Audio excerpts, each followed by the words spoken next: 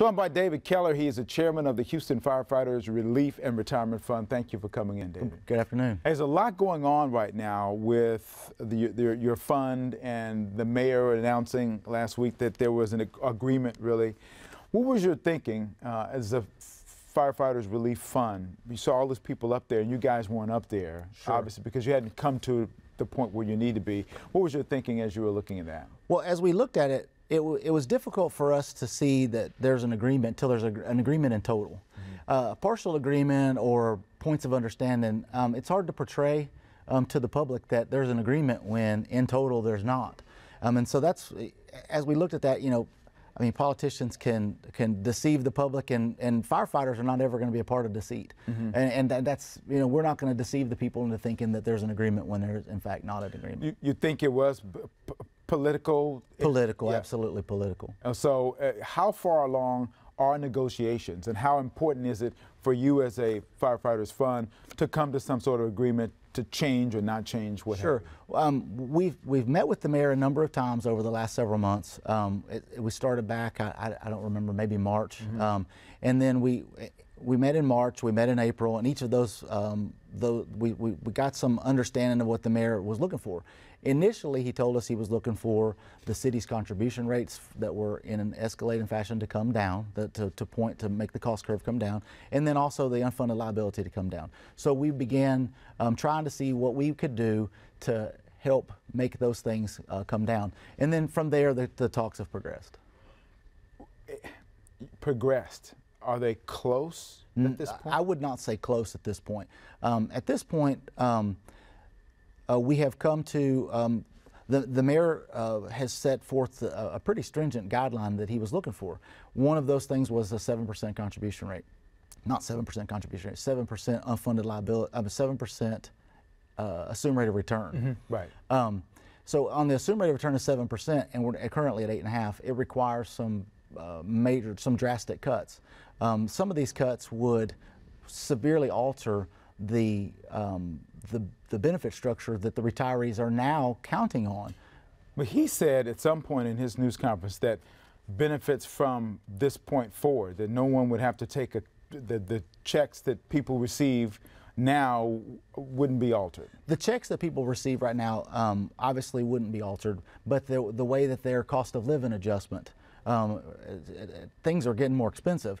And so we would rob the elderly at some point of having an income that they could count on. You can't just take the cost of living and nix it, because if you do, you plan someone's poverty. And we would be throwing firefighters into poverty at some point if we reduce or eliminate the COLA.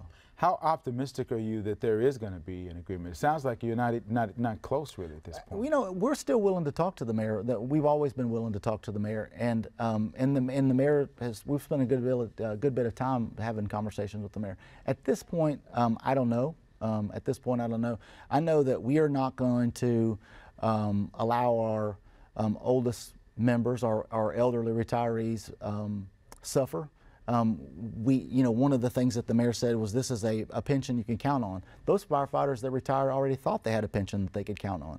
So it's hard to say that this is the plan that you can count on when we already thought there was a plan that they could count on. This whole process, I know that there are many who think that, you know, pensions are a thing of the past in terms of the way they're funded now, and that companies are going away from it. They're going to different kind of plans, funded the kind of plans that people make contributions to.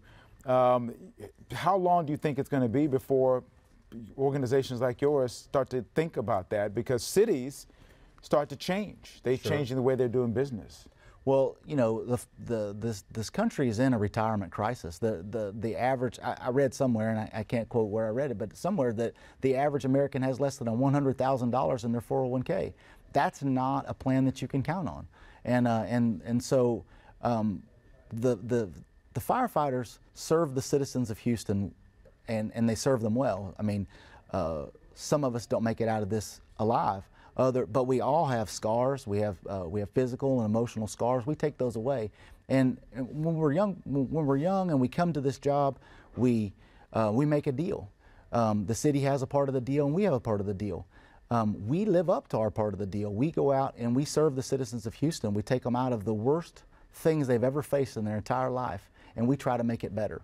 All we're asking for is the city to live up to their side of that deal. The mayor's talked about wanting to go forward and deal with the unfunded liability issues that the city has, and talks about shared sacrifice. Sure. What part is the firefighter sacrifice? Well, let's talk about a couple of things there. One of them was the thermostat idea, this local thermostat that he mentioned.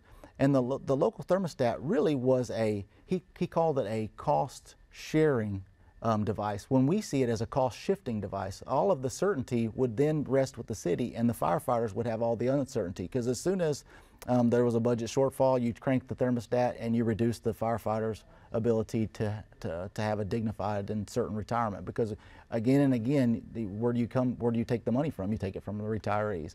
And so that thermostat idea seems to be more cost-shifting than cost sharing. Let's talk about the unfunded liability then.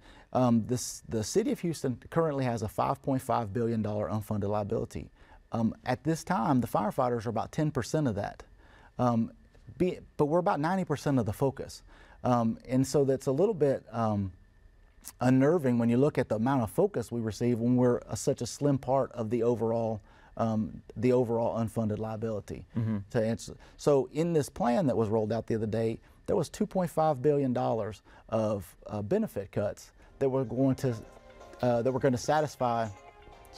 Sorry. There were There were $2.5 billion in benefit cuts that were going to reduce the $2.5 billion unfunded liability that was going to be reduced by benefit cuts. The problem there is that $802 million of that in the projection the mayor gave was firefighters. So we're 10% of the current problem, and we would be 34% of the solution. And so it would appear to our membership as if the city was subsidizing the other two funds out of the firefighters if that were to stand.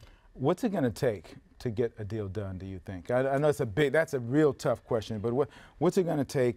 And how close do you think? You already said you don't know how far it's going to be to being an agreement, but the main sticking points that you see right now, and what's it going to take to get rid of them? You know, after months and months of conversation, we would have to have the city keep the promises that they've made to the retirees and to our current membership. We could look at a few tweaks, but we're going to have to make the wholesale changes prospectively. We shouldn't go back and rob away the retirement from our elderly, from our oldest members. Do you feel pressure at all? Oh, with the news conference and the other union representatives standing there and the mayor saying we have a deal? You know, kind of, he said we have a deal. He said points of understanding, and I don't really feel pressure on that, because, like I said, we wanted to be clear to the public, we want to be clear to our membership, we wanted to be clear to the Texas legislature. There is no deal as we see it at this point. There have been conversations, and we'd certainly continued that conversation. We certainly haven't walked away from the table with the mayor. We will certainly be open to further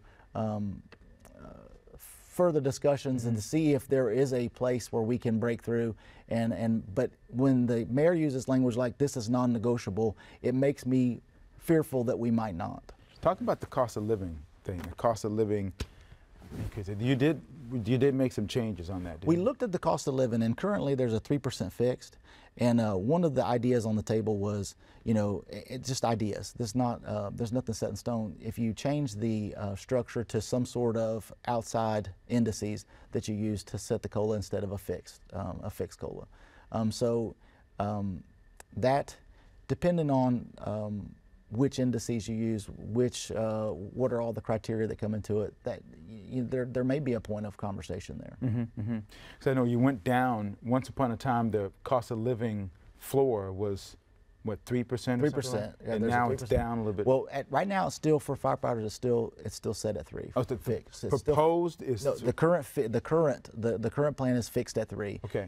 In the proposals, there would be some sort of adjustment based on an outside index. And do you have to agree on everything? Is that you don't agree on different things? You have to say, okay, this is everything within, and you sign one agreement and that's it? Well, you know, that's not very clear. Part of it is we would make some sort of agreement, then the bill would be drafted, and then it would be up to the Texas legislature. So when the legislature decided that that this deal is a done deal, that's when they'll take it up, and then it'll go. So does it require our approval? I don't know.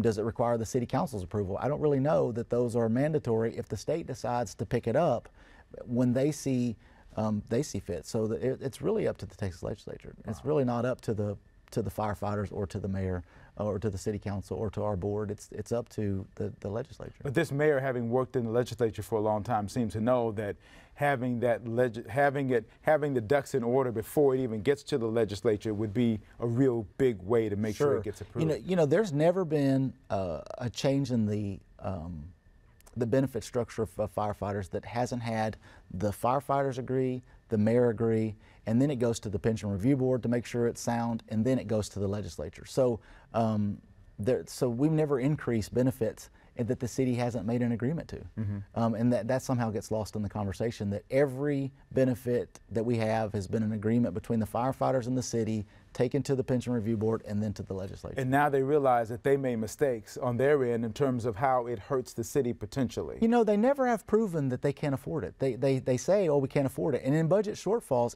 on an annual basis, they have budget shortfalls. Those budget shortfalls are caused by all sorts of different things in their spending, though not in their ability to make the payments to the pension funds. And there's never been a long-term study that says that the city cannot afford this.